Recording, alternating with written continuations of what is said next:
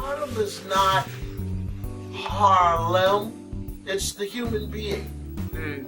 And this is the human being here. Come over here. Yes. And so everybody's glorifying, you know, what Harlem had, yet it wasn't the support financially. So we have to look at when we say pride, whether it's the Apollo or what it is, how do we, with our entrepreneurs, succeed? This woman is powerful, but it's here. So she is not a survivor, a sure enough entrepreneur. Absolutely. And what makes it even better, this is woman. And she is not here to be broke. Amen to that. And a woman to that. So now we're going out here to try to make some money. There you go. You keep turning. I know we have this group here. Hello,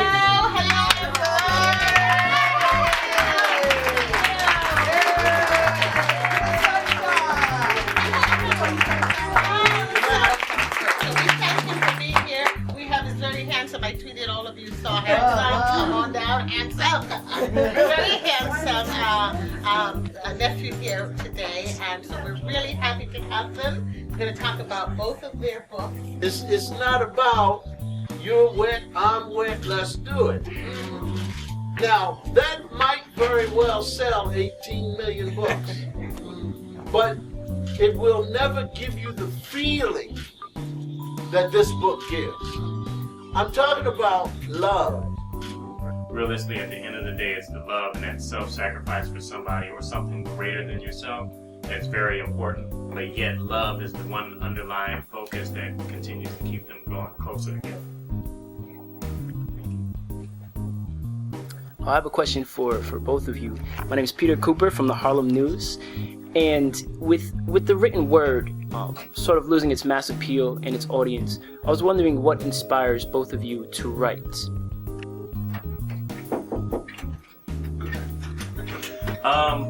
I mean, there's nothing like creating. And when you write, you get to create these stories and these rich characters and these worlds that, you know, you kind of just play around in.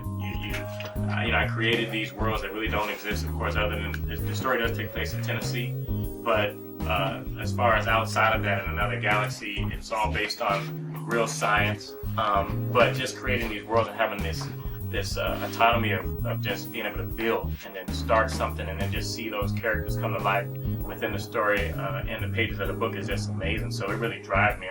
I get home and I'm like, okay, when can I edge out another 2 hours to start hammering on the next story, you know, and really just create these characters, and you start to see them and they just come to life, and as you're writing it, you just see him turn a corner and you go like, oh wow, now he's evolving this way, and you have another character who comes in and kind of works into that a little bit, and the characters just keep moving, and of course you use a lot of your life experiences.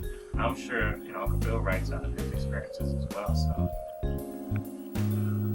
I think that what you put into your question is absolutely important, because my 8-year-old granddaughter,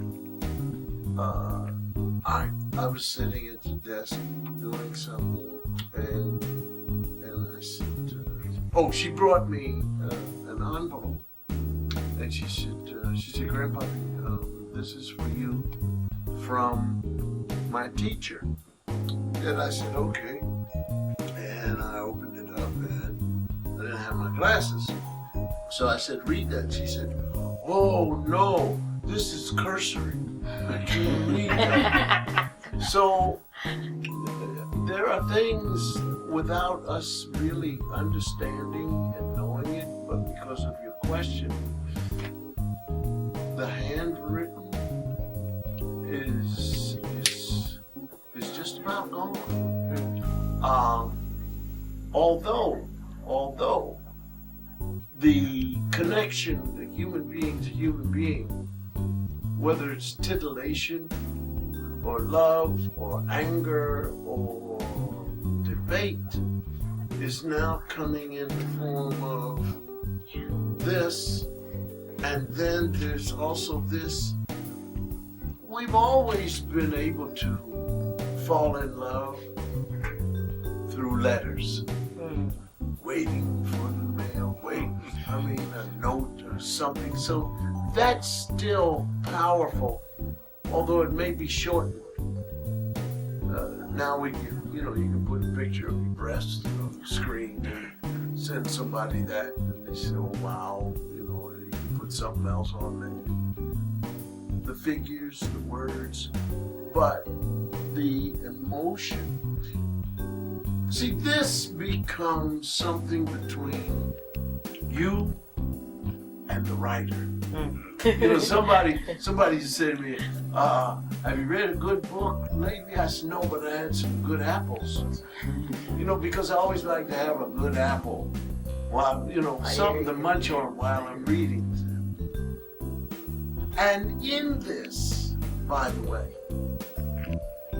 is a blackness. A mythical swagger. So a lot of it is just mythical stuff that will fly nowhere. When you get into the human behavior of these people, nobody's asking anybody to take off all and show everything. It's here. And the mind games are within oneself and your own decision. But in all of that, I tell you now, as you read, things going to get so good sometime, you put it down. Because you got a good moment coming.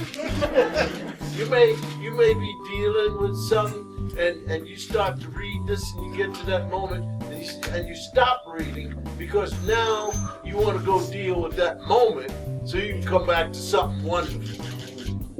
And we have a myth also that's going on, that we know it all, but we don't. And our children need us. Our children don't need us to yell profanity at them, any public place or in the house. And we have to be aware of these things. Look, we've got to just stop.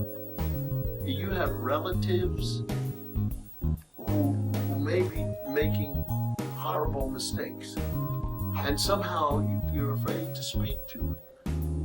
You've got to have these times and moments where everybody stops and talks to that person. But the people are not real. And anytime you see something that says real, you walk away from it. Because it isn't real. Just making it real. And all those people who keep saying just making it real can't handle real. If I said to you, well, people are suffering, I say, okay, come with me, man, let's go to a real homeless shelter. Now, the next time I saw him, my nephew comes up to me, doesn't hug me. He said, Uncle Bill, please, don't. The next race I'm at, tell anybody that I'm your nephew. Please don't. Because Uncle Bill, those people just whooshed on past me. That was hilarious. Thank you so much. Thank you all so much for being here.